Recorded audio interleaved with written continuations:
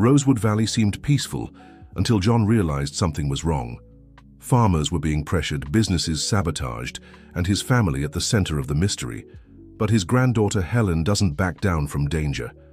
When the truth comes to light, the town will never be the same.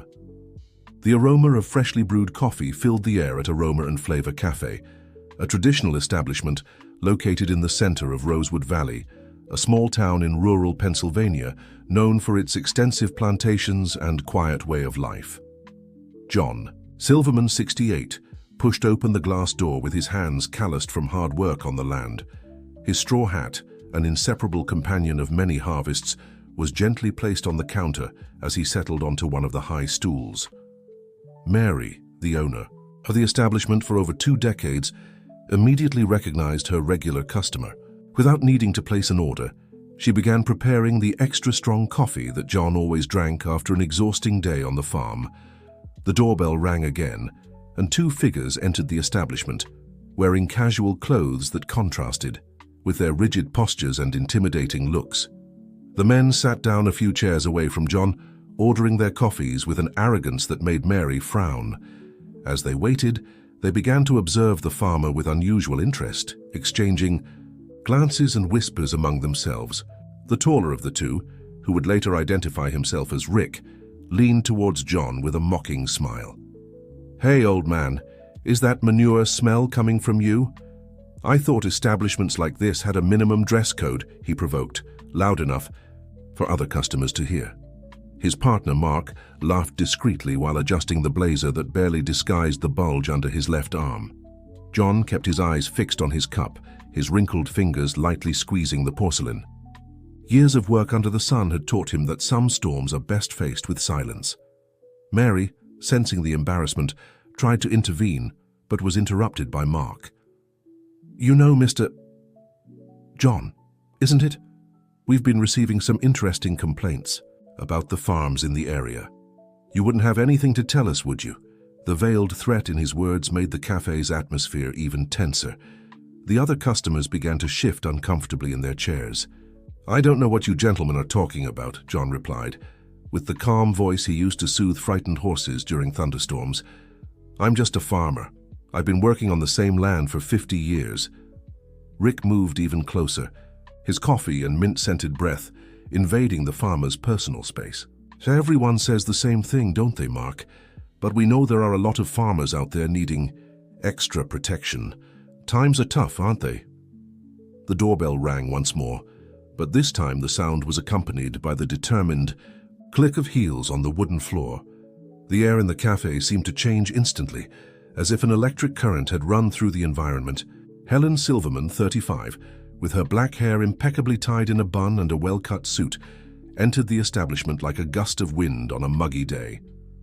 Her brown eyes, sharp as an eagle's, scanned the place until they found her grandfather. In a matter of seconds, she assessed the situation, the intimidating posture of the 2 men, the visible discomfort of the other customers, Mary's worried expression behind the counter.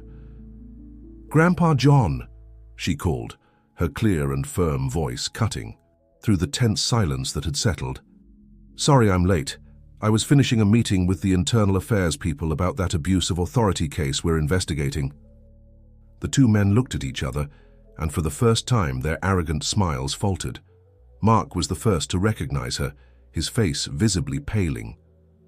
Helen Silverman was a name that frequently circulated in police corridors, usually accompanied by expressions of respect and fear. "Gentlemen," Helen addressed them, placing her briefcase on the counter.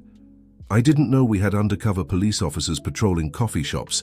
This seems like a rather peculiar use of public resources, don't you think?" Rick tried to maintain his composure, straightening up in his chair. "I don't know what you're talking about, ma'am. We're just citizens having coffee."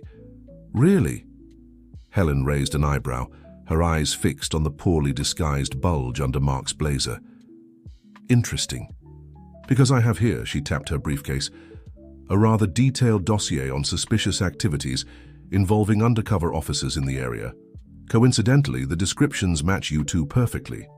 The cafe's atmosphere, which just minutes ago was immersed in tense silence, now seemed to vibrate with a different energy. The other customers, who previously avoided looking directly at the scene, now watched attentively every movement, every word exchanged. John observed his granddaughter with a mixture of pride and concern. Helen had always been like this, since she was little, fearless, fair, incapable of staying quiet in the face of any injustice. But he also knew that confronting certain established powers could be dangerous, especially in a small town like Rosewood Valley. "Helen, my dear," he began, his voice betraying a concern that went beyond the present moment. "You don't need to—" "Yes, I do, Grandpa," she gently interrupted him, without taking her eyes off the two men. "I've been investigating certain irregularities in the region for a while now. I think I've finally found the missing pieces to complete this puzzle." Mark and Rick abruptly stood up, throwing some bills on the counter. "Let's go," Mark muttered, pulling his companion by the arm. "This isn't over," he added in a low voice, more to himself than to the others. As the two hurriedly left the cafe, Helen sat down next to her grandfather, finally allowing her severe expression to soften a bit. Mary approached, bringing a cup of chamomile tea that Helen didn't even need to order. It had been her usual request since college days. "Grandpa," Helen began, her voice now laden with concern, "why didn't you tell me they were bothering you? How many times has this happened?" John sighed deeply, his tired eyes scanning the now calmer cafe environment. The words he had been keeping for weeks began to come out slowly, like water from a dam that's starting to break. If this story interested you, don't forget to subscribe to our channel and give it a like. Tell us which city you're watching us from. We continue. The sun was beginning to set in Rosewood Valley, painting the sky with orange hues that reflected off the windows of Aroma and Flavor Cafe. Helen listened attentively as John, in a low and hesitant voice, revealed a story he had been keeping in his chest for weeks. "It started about 2 months ago," he explained, twirling the empty cup between his fingers. "First, there were casual visits to farms in the region. They would show up with friendly smiles, saying they were doing preventive security work. At first, they just seemed like dedicated police officers." Helen made quick notes on her tablet, her eyes occasionally turning to the cafe door, as if expecting the two men might return at any moment. Mary, the owner, remained nearby, refilling cups periodically, her face revealing that she too had something to add to that story. "Then," John continued, "the visits became more frequent. They started talking about how the region was becoming dangerous, how small property owners needed special protection. They suggested an informal agreement, monthly payments in exchange for extra patrols and priority in services." "And who didn't accept the agreement?" Helen asked, although she already suspected the answer. "Sebastian from Spring Farm was the first to refuse," John replied, his voice trembling slightly. The following week, his crops were vandalized. Equipment mysteriously disappeared. When he tried to file a report, they said there weren't enough officers to investigate minor cases. Mary approached, no longer able to contain her testimony. "It's not just on the farms, Helen. It started here in town, too. First, it was the larger restaurants, then they came to smaller establishments like mine. Always the same too, always with the same speech about protection." Helen felt her stomach churn. The scheme was bigger than she had imagined, and the names of Mark and Rick were just the tip of a much deeper iceberg. Her tablet now showed a series of messages received from her contacts in internal affairs. Information about archived investigations, complaints that mysteriously disappeared, behavior patterns that repeated in other towns in the region. "Why didn't you tell me before, Grandpa?" Helen asked, her voice softening as she realized the weight her grandfather was carrying. "You already have so many worries, my child. And besides," he hesitated, looking around before continuing in an even lower voice, "they mentioned your name a few times, said they knew about your work, that it would be a shame if something happened to old John's granddaughter." The lawyer felt her blood boil, but maintained the professional composure that years of experience had taught her.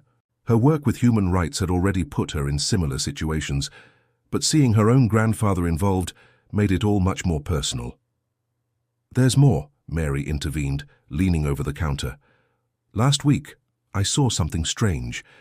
They were meeting with other men at the cafe on the corner, exchanging documents. One of them wore a golden pin on his lapel, similar to those worn by members of the city council." Helen looked up from her notes, a piece of the puzzle fitting in her mind. The city council had recently approved a series of controversial measures on public safety and land use in the region. At the time, she had questioned the speed with which the approvals happened. "Mary," Helen asked, "could you recognize this man with the pin?" The cafe owner nodded slowly. "It was Gabriel Montenegro, I'm sure. He comes here sometimes, always very arrogant, makes a point of showing that he's important, that he has connections." The name made Helen freeze momentarily. Gabriel Montenegro was more than just a simple councillor. He was the chairman of the Public Safety Committee and had strong ties to businessmen interested in expanding their operations in the region. The lawyer had already crossed paths with him at some public hearings, always noticing how he seemed uncomfortable with her presence. John watched his granddaughter with concern. He knew that determined look, the same one she had when, as a child, she decided to confront school bullies who bothered her colleagues. "Helen, please be careful. These people, they have influence." "That's exactly why we need to act, Grandpa," she replied, putting away her tablet. "It's not just about extortion anymore. There's something bigger happening here, something that involves powerful people and many shady interests." At this moment, Helen's cell phone vibrated with a message from her source in internal affairs. Her eyebrows raised as she read the content. "Documents found. Montenegro involved in confidential process. We need to talk in person." "Mary," Helen called, standing up, "I'll need copies of the security camera footage from the last 2 months. I know you always keep the records." The owner nodded, understanding the importance of the request. "Come early tomorrow, before it gets busy. I have everything stored in the office." John held his granddaughter's hand, his tired eyes revealing decades of wisdom. "Remember what your grandmother always said. Some trees seem strong on the outside, but inside they're hollow. It's just a matter of knowing where to look for the cracks." Helen smiled, squeezing her grandfather's hand. The metaphor was appropriate. Her grandmother had been a wise woman who taught both her and John the importance of fighting for what's right, even when the path seems frightening. As she prepared to leave, Helen noticed a suspicious movement through the cafe's window.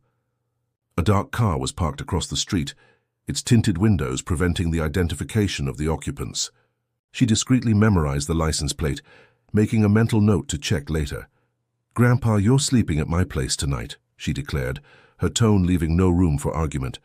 "I need to make some calls, and early tomorrow we have a lot of work ahead of us."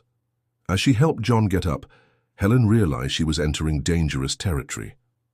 But as her grandmother used to say, sometimes you need to face the storm to clear the air, and a storm was definitely forming in Rosewood Valley. Morning arrived with a dense fog covering Rosewood Valley. Helen had been in her office since the ECE. Early hours, analyzing the recordings Mary had provided. The images, although grainy, clearly showed the pattern of Mark and Rick's visits to the cafe, always at the same times, always with the same intimidating attitudes. Her desk was covered with documents, and her laptop displayed dozens of open tabs with official processes and records. The message she had received from her contact in internal affairs had been just the beginning. Now, with evidence piling up, a bigger picture was starting to form. "Ms. Helen?" Her assistant, Paula, cracked open the office door. "Mr. Montenegro is here, says it's urgent." Helen straightened in her chair, surprised by the unexpected visit.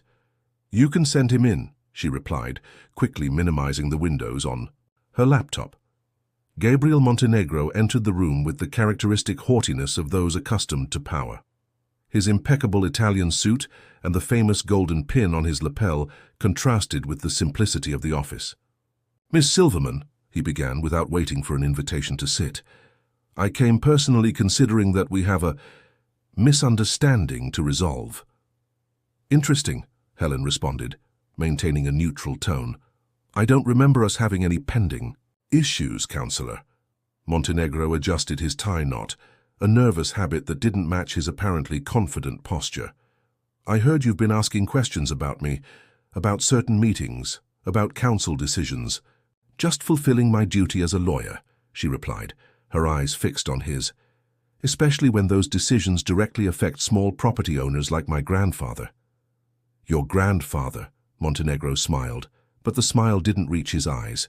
John Silverman is a respected man in the community. It would be a shame if he faced difficulties on his farm. Helen felt her body tense but maintained her composure. Are you threatening me, counselor? On the contrary, dear. I'm offering an opportunity. Rosewood Valley is about to undergo major transformations. Progress, development, you understand. It would be much more productive if we worked together. At this moment, Helen's phone vibrated with a message. She ignored it, but Montenegro noticed the name that appeared on the screen.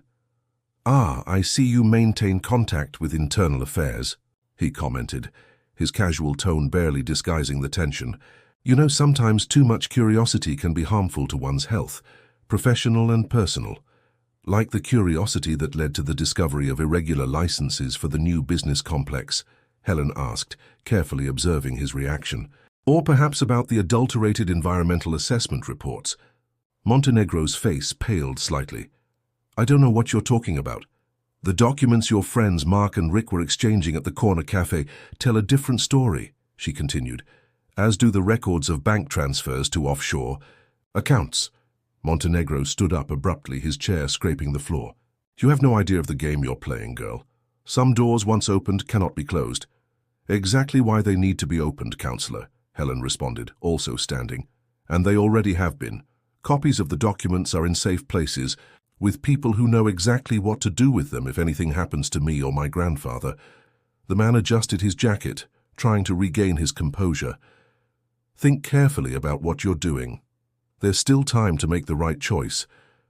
"I made my choice a long time ago," Helen declared, "when I decided I wouldn't stay silent in the face of injustice." After Montenegro's departure, Helen finally checked the message on her cell phone. It was a photo sent by her source in Internal Affairs, showing a secret meeting between the counselor and several businessmen, including some familiar faces from the state political scene.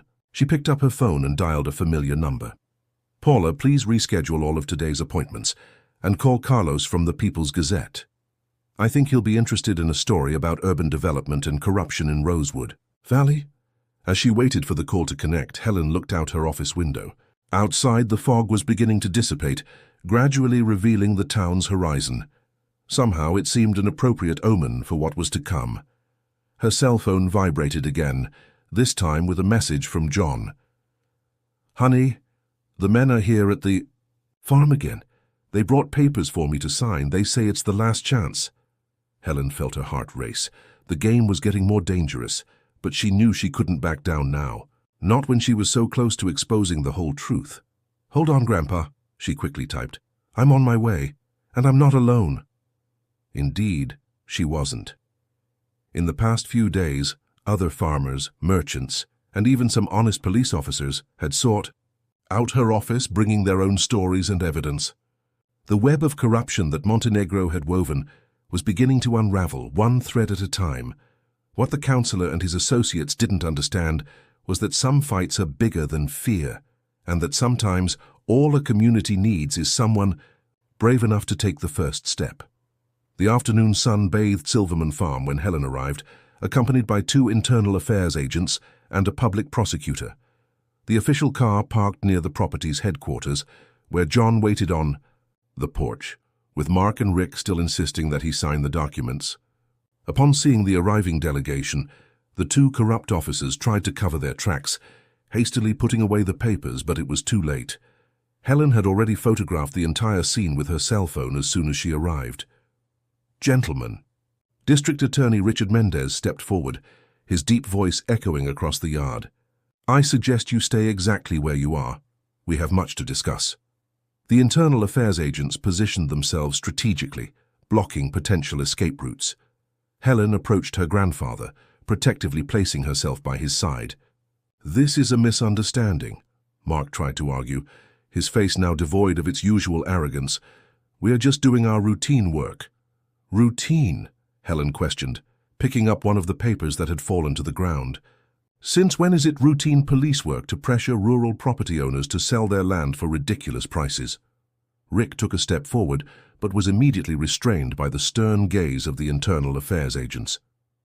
"You don't have any proof?" he challenged, but his voice trembled. "On the contrary, The prosecutor intervened, opening his briefcase. "We have statements from dozens of property owners in the region. We have recordings, bank records, altered official documents. And now," he pointed to the papers in Helen's hands, "we have you caught red-handed." John observed the scene with a mixture of relief and concern. For years, he had silently witnessed the suffering of his neighbors and friends, all victims of the same scheme of intimidation and extortion. Now finally the truth was coming to light. "But the most interesting part," Helen continued, her professional tone masking her inner satisfaction, "is how all of this connects to the new business complex project, the very same one that Councilman Montenegro so strongly advocated for in recent city council meetings." As if summoned by her words, a new car appeared on the dirt road leading to the farm. Gabriel Montenegro now descended from the vehicle, his usually controlled face contorted in an expression of fury as he saw the scene unfolding. "What is the meaning of this?" he demanded, marching towards the group. "This is private property." "Exactly, Councilman," the prosecutor responded, a slight smile on his lips.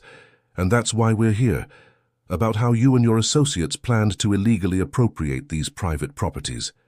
Helen took out her tablet, displaying a series of documents. "I have here the records of all the secret meetings, Councilman, the bank transfers, the falsified environmental reports, even that interesting meeting with foreign investors last week." Montenegro's face lost all color. His eyes darted from Helen to the prosecutor, then to his now handcuffed accomplices, desperately seeking a way out. "You don't understand," he tried to argue. "This is progress, development. These lands are worth much more in the right hands." "The right hands?" John finally spoke up, his calm voice carrying the weight of wisdom. "These lands are already in the right hands, Councilman, in the hands of families who for generations have cultivated not just plants, but also values, dignity, and respect." The internal affairs agents approached Montenegro, who now seemed to have aged 10 years in a matter of minutes. His golden brooch, a symbol of power and influence, gleamed ironically under the afternoon sun. "Gabriel Montenegro," the prosecutor announced formally, "you are under arrest for racketeering, active corruption, extortion, and forgery." As the agents escorted the three men to the official cars, other vehicles began arriving at the farm. They were John's neighbors, other farmers and business owners from the region, all who had secretly collaborated with the investigation over the past few weeks. Mary, from the Aroma and Flavor Café, was among them. Her face shone with tears of emotion as she witnessed justice finally being served. "You know, Grandpa," Helen said softly, hugging John, "Grandma always said that evil thrives when good people stay silent." "Your grandmother was a wise woman," John replied, looking proudly at his granddaughter, "and you're just like her, strong as an oak but with deep roots in justice." The sun was beginning to set in Flowerdale, painting the sky with shades of hope. The town could finally breathe easy, free from the yoke of those who confused power with right. Helen knew there was still much work ahead. Other Montenegros would emerge, with different names and faces, but with the same greed. However, now, the community had learned a valuable lesson. Silence can be broken, and when voices unite in the name of justice, no corrupt power is strong enough to resist. Dear listeners, we hope that John and Helen's story has touched your hearts and shown the power of courage and justice. To continue this journey of inspiring stories, we've prepared a special playlist with equally captivating narratives. Find it here by clicking to your left. If you were moved by this story, don't forget to subscribe to our channel and give the video a like. Every day we bring unique stories that explore the complexity of life and the triumph of good over evil. Don't miss our upcoming content. We look forward to your comments telling us which part of the story you liked the most.